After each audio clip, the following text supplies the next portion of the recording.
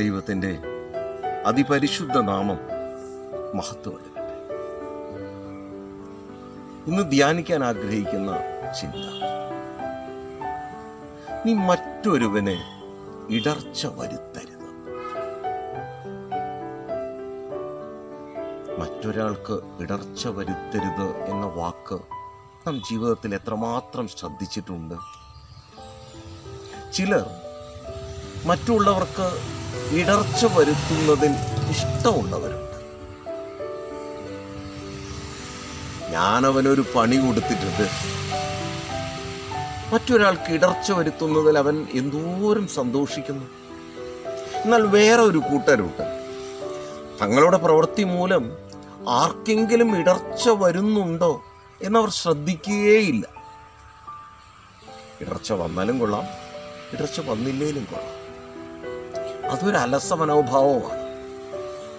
എന്നാൽ യേശുവിനൊരു നിർബന്ധമുണ്ട്. നമ്മുടെ യേശു കർത്താവിനൊരു നിർബന്ധം. അതെന്താണെന്നല്ല, നീ മറ്റൊരാൾക്ക് ഇടർച്ച വരുത്തരുത്. അപ്രകാരം സംഭവിക്കരുത് എന്ന ഒരു നിർബന്ധം യേശുവിനുണ്ട്. യേശുവിന്റെ പ്രവൃത്തി തന്നെ അത് വെളിവാക്കുന്നുണ്ട്. വിശുദ്ധ മത്തായിയുടെ സുവിശേഷത്തിൽ 17-ാമത്തെ അധ്യായം ഒരു തിരുവചനമുണ്ട്. 17-ാമത്തെ അധ്യായം അതിന്റെ അവസാന ഭാഗത്താണ്: നീ അവർക്ക് ഇടർച്ച വരുത്താതിരിക്കാൻ വേണ്ടി, അവർക്ക് ഇടർച്ച സംഭവിക്കാതിരിക്കാൻ വേണ്ടി നീ ഇപ്രകാരം ചെയ്യുക.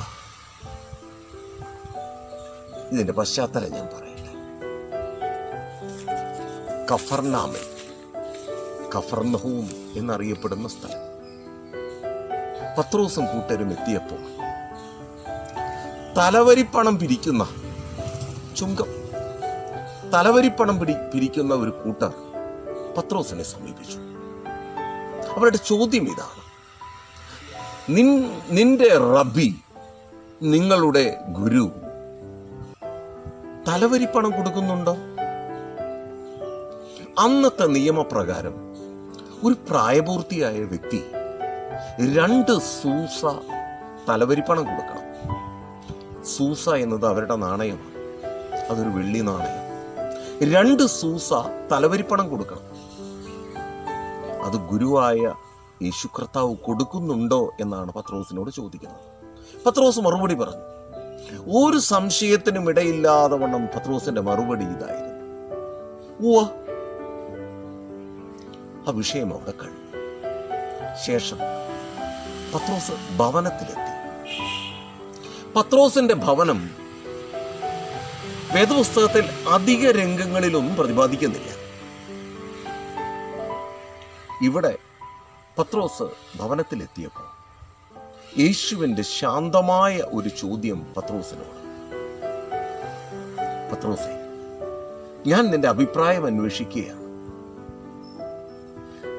രാജാവിനും നികുതിയുണ്ടല്ലോ. ഓരോ രാജ്യത്തിനും നികുതിയുണ്ട്. ആ നികുതി ചുമത്തുന്നത് രാജാവിന്റെ ഹിതപ്രകാരമാണല്ലോ. അപ്രകാരം രാജാവ് ഒരു നികുതി ചുമത്തുമ്പോൾ ആ നികുതി ബാധിക്കുന്നത് മക്കളെയോ അന്യരെയോ? പത്രോസ് ഒരു സെക്കൻഡ് ആലോചിച്ചു.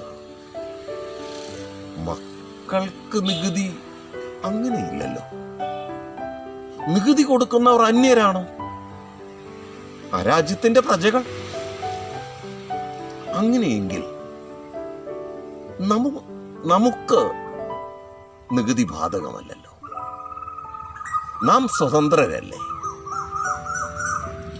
യേശു കർത്താവ് ഉദ്ദേശിക്കുന്നത് ഇതാണ്: പത്രോസേ, നിന്റെ റബ്ബി തലവരിപ്പണം കൊടുക്കുന്നുണ്ട് എന്ന് നീ പറഞ്ഞല്ലോ. നിന്റെ റബ്ബി കൊടുക്കേണ്ടതുണ്ടോ? പക്ഷെ പത്രോസിനെ ഒരിക്കൽ പോലും യേശു കുറ്റപ്പെടുത്തുകയോ പത്രോസ് പറഞ്ഞ ഉത്തരത്തിൽ ഒരു പ്രതിസന്ധി ഉണ്ടാക്കുകയോ ഒന്നും ചെയ്തില്ല.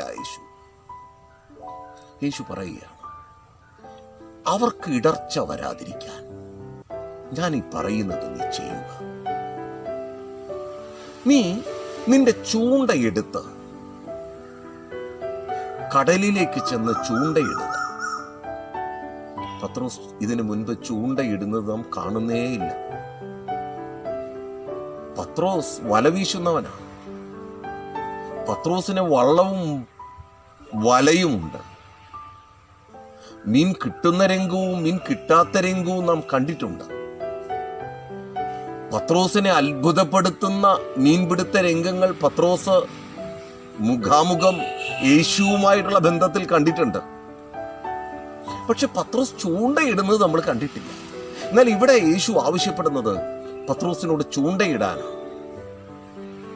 നമ്മുടെ മനസ്സെപ്പോഴും ഒരു ചോദ്യം ചോദിക്കും, എന്തിനാണ് യേശു ചൂണ്ടയിടാൻ ആവശ്യപ്പെട്ടത്? വേദപഠിതാക്കൾ പറയുന്നത് ഇപ്രകാരം: പത്രോസ് തൻ്റെ വള്ളവും വലയും ഉപേക്ഷിച്ചവനാണ്. അവൻ മനുഷ്യനെ പിടിക്കുന്ന ഗണത്തിലേക്ക് വന്നു ചേർന്നവനാണ്. നീ നിന്റെ ജീവിതത്തിൽ ഉപേക്ഷിച്ച ഒരു വിഷയം, അതും യേശുവിൻ്റെ നാമത്തിൽ നീ ഉപേക്ഷിച്ച ഒരു വിഷയം, വീണ്ടും എടുക്കാൻ യേശു നിന്നെ നിർബന്ധിക്കുകയില്ല. ഞാനും നീയും ജീവിതത്തിൽ എന്തെല്ലാം തീരുമാനങ്ങൾ യേശുവിൻ്റെ നാമത്തിൽ എടുത്തിട്ടുണ്ട്. നമ്മുടെ വ്രതം എന്ന് വരെ നാം അതിനെ വിളിച്ചിട്ടുണ്ടാകും. അത് മാറ്റിയിടാൻ, അതിനെ മാറ്റിവെക്കാൻ യേശു നിന്നോട് പറയുകയില്ല. കാരണം അതിന് യേശു വില കൊടുക്കുന്നു, ഒരു വലിയ സ്ഥാനം നൽകുന്നു. നിന്നെ തന്നെ വിലയിരുത്തുവാൻ യേശു അതുപോലെ ഉപയോഗിക്കുന്നുണ്ട്. യേശു ഇവിടെ ചൂണ്ടയെടുക്കാൻ പറഞ്ഞതിൻ്റെ ഉദ്ദേശ്യം അതായിരിക്കുമെന്നാണ് ചില വേദപഠിതാക്കളുടെ ചിന്ത. പത്രോസേ, നീ പോയി ചൂണ്ടയിടുക. നിന്റെ ചൂണ്ടയിൽ ആദ്യം കിട്ടുന്ന മത്സ്യമുണ്ടല്ലോ, ആ മത്സ്യത്തിന്റെ വാ തുറക്കുക. അതിൽ ഒരു എസ്തീറയുണ്ട്. ഒരു എസ്തീറ 4 അഥവാ ചതുർദ്രഹ്മപ്പണമാണ്. ചതുർദ്രഹ്മപ്പണം അതൊരു വെള്ളി നാണയമാണ്. ഒരു വ്യക്തി തലവരിപ്പണം കൊടുക്കേണ്ടത് 2 സൂസായാണ്. അവരുടെ നാണയപ്രകാരം 2 സൂസ. 2 വ്യക്തിക്ക് തലവരിപ്പണം കൊടുക്കാനുണ്ട് ഒരു ചതുർദ്രഹ്മപ്പണം. ആയതുകൊണ്ട് യേശു പറഞ്ഞു, നീ നിനക്കും എനിക്കും വേണ്ടി തലവരിപ്പണം കൊടുക്കുക.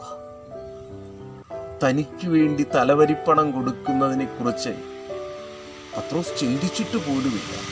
താൻ ദരിദ്രനാണ്, തൻ്റെ കയ്യിൽ ഒന്നുമില്ല. പക്ഷെ യേശു അതുപോലും ഉദ്ദേശിച്ചു. നീ നിനക്ക് വേണ്ടി എനിക്ക് വേണ്ടി അത് ഉപയോഗിക്കുക. ഓർക്കണം, ഒരുപക്ഷെ തലേ ദിവസം ഏതോ ചതുർദ്രഹ്മപ്പണം കയ്യിലുള്ളവൻ, ഒരെസ്തീറ കയ്യിലുള്ളവൻ കടലിലേക്ക് ആഞ്ഞെറിഞ്ഞു കാണും. കർത്താവ് കൽപ്പിച്ചു ഒരു മത്സ്യത്തോട്, അത് വാ പിളർന്നു നിന്നു. യോനായെ വിഴുങ്ങാൻ വാ പിളർന്നു നിന്നത് ഒരു വലിയ മത്സ്യമെങ്കിൽ ഇവിടെ ഒരു കൊച്ചു മത്സ്യം വാ പിളർന്നു നിന്നു. കൃത്യം കാത്തു നിന്നു. തന്റെ വായിൽ വന്ന ചതുർദ്രഹ്മപ്പണത്തെ അത് വായിൽ ഒതുക്കി. ഇറങ്ങിപ്പോവാൻ പാടില്ല. ഇറങ്ങിപ്പോയാൽ പത്രോസിന് ആ ചതുർദ്രഹ്മപ്പണം കിട്ടാതെ പോവും. അത് വായിൽ തന്നെ ശേഖരിച്ചു. എത്ര നേരം പത്രോസ് വരാൻ താമസിക്കുന്നുവോ അത്ര നേരം അത് വായിൽ തന്നെ സൂക്ഷിക്കണം. കർത്താവിന്റെ പദ്ധതിയാണ്. ഇനി കേൾക്കുന്ന ദൈവവൈതലേ, ദാനിയേലിന്റെ മുമ്പിൽ വിഷമിച്ചു നിന്ന സിംഹത്തെ കേട്ടിട്ടുണ്ട് ഇല്ലേ? ഈ പ്രകൃതി എന്റെ കർത്താവിന്റെ വാക്കുകൾക്ക് വേണ്ടി കാതോർത്ത് നിൽക്കുകയാണ്. നിന്റെ മനസ്സ് എപ്രകാരം? യേശുവിന്റെ ഹിതത്തിനു വേണ്ടി, യേശുവിന്റെ വാക്കുകൾക്ക് വേണ്ടി, യേശുവിന്റെ നിർദ്ദേശത്തിന് വേണ്ടി നീ കാത്തു നിൽക്കുന്നവനാണോ? പത്രോസിനോട് യേശു ഇപ്രകാരം പറഞ്ഞത് പത്രോസ് അപ്രകാരം തന്നെ ചെയ്തു കാണും. ചെയ്തോ ഇല്ലയോ എന്ന് അവിടെ വിശദീകരിച്ചിട്ടില്ല. നീ പോയി അപ്രകാരം ചെയ്യുക. ചതുർദ്രഹ്മപ്പണം നികുതിയായി കൊടുക്കുക. പത്രോസ് തീർച്ചയായും അത് ചെയ്തു കാണും. എന്നെ കേൾക്കുന്ന ദൈവവൈതലേ, എന്റെ യേശു കർത്താവ് പല കാര്യത്തിലും നിർബന്ധമുള്ളവനാണ്. അവൻ മൂലം മറ്റൊരാൾക്ക് ഇടർച്ച വരുത്തരുത്. തൽക്കാലം അവന്റെ പദ്ധതികൾ, മറ്റു വ്യക്തിയുടെ പദ്ധതികൾ എന്നെ ഉപദ്രവിക്കുന്നതായാൽ പോലും, എൻ്റെ ഇഷ്ടത്തിന് ചേരാത്തതാണെങ്കിൽ പോലും, എൻ്റെ പ്രവൃത്തി മൂലം മറ്റൊരാൾക്ക് ഇടർച്ച വരരുത്. നീ അപ്രകാരം ചിന്തിക്കാറുണ്ടോ? അതിനുവേണ്ടി പത്രോസിനെ നിർബന്ധിച്ചത് താൻ ഉപേക്ഷിച്ചതെടുക്കാനല്ല, പിന്നെയോ മറ്റൊരു മാർഗം. പിന്നെ ചൂണ്ടയിട്ട് കുറേ നേരം നീ ആ മത്സ്യബന്ധനത്തെ ആസ്വദിച്ചോളൂ, അത് യേശുവിന് അഭിപ്രായമില്ല.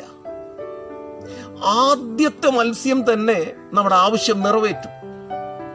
ഒരുപാട് ആസ്വാദനം ആ മേഖലയിൽ നീ ചെയ്യാൻ കർത്താവ് ആഗ്രഹിക്കുന്നില്ല. എന്തായാലും മത്സ്യബന്ധനം നിന്റെ ഹൃദയത്തിൽ നിന്ന് നീ മാറ്റിവെച്ചതാണല്ലോ. നിന്റെ ഹൃദയത്തിൽ നിന്ന് മാറ്റിവെച്ചതിനെ വീണ്ടും ഒരു ആസ്വാദ്യ വിഷയമാക്കാൻ നിന്റെ ഗുരു ആഗ്രഹിക്കുന്നില്ല. എന്നെ കേൾക്കുന്ന ദൈവമക്കളെ, നാം മറ്റൊരാൾക്ക് ഇടർച്ച വരാൻ ഇടയാകുന്ന ഒരു പ്രവൃത്തിയിലും നാം ഇടപെടരുത്. കർത്താവിന്റെ പദ്ധതി അത്. പലപ്പോഴും നമ്മൾ ഒന്ന് പറയാറുണ്ട്, യേശുവിനായി അത്ഭുതം പ്രവർത്തിച്ചിട്ടില്ല, അത്ഭുതം പ്രവർത്തിക്കുന്നുമില്ല. എന്നാൽ ഇവിടെ യേശുവിനായി തലവരിപ്പണം കൊടുക്കാനല്ലേ അത്ഭുതം നടന്നത്? യേശുവിനായിട്ടല്ലേ ഈ അത്ഭുതം ചെയ്തത്? അല്ല, യേശു അത്ഭുതം ചെയ്തത് തന്നോട് നികുതി ചോദിച്ചവർ, പത്രോസിനോട് നികുതി ചോദിച്ചവർക്ക് ഒരു ന്യായീകരണത്തിന്റെ അനുഭവം മൂലം ഇടർച്ച വരരുത്. ഞാൻ മകനാണ്, മകന് നികുതിയില്ല, ഞാൻ നികുതിയിൽ നിന്ന് സ്വതന്ത്രനാണ്. ഈ വാദങ്ങളൊന്നും ഒരു തരത്തിലും അവരെ ബാധിക്കരുത്. ദൈവവൈദ്യനെ, കർത്താവിൻ്റെ ഒരു നല്ല മനസ്സ് നോക്കൂ. നിന്നിലും അവൻ ഉദ്ദേശിക്കുന്നതാണ്. നീയും അപ്രകാരമായിരിക്കണമെന്ന് കർത്താവ് ആഗ്രഹിക്കുന്നു. ഞാൻ എൻ്റെ വാക്ക് നിർത്തുകയാണ്. മനസ്സിൽ അടിവരയിടുക. നീ മൂലം മറ്റൊരാൾക്ക് ഒരു നാളും ഇടർച്ച വരരുത്. സ്വർഗത്തിലെ വലിയ ദൈവം